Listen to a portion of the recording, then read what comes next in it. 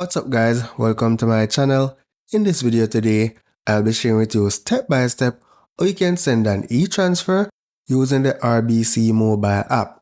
So first, ensure you log into your mobile app, right? So from the bottom of the screen, you want to select Move Money. Then you want to select Interact e-transfer. Then select Send an Interact e-transfer. From the drop down, select the account that you want to send the money from. Specify the amount that you want to send. Then from the drop down again in the To section, select the recipient, select Add. Here you have the option to pick from your mobile phone or start from scratch. So I'm going to be going with the option that says start from scratch. Right, so for simplicity's sake, I'm just going to be adding my information. So here you're going to enter the person's phone number.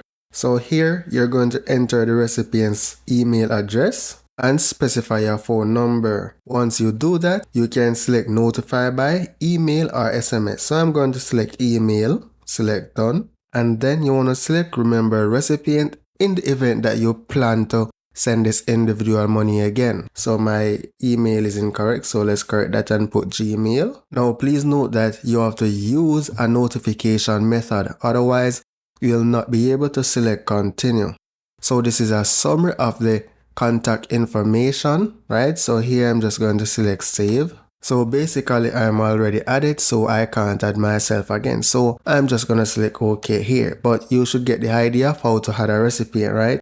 So I'm just going to step back, and then from the recipient, I'm going to select myself. Now scroll down, and in the security question, you're going to provide a security question. So whenever the person receives the money, they will need to provide the answer to that security question. So here I'm just going to say test question, and for the answer I'm just going to say YouTube tutorial. Now for the answer you can put spaces, right? So you have to use one word, and then you confirm, and then you confirm your security answer.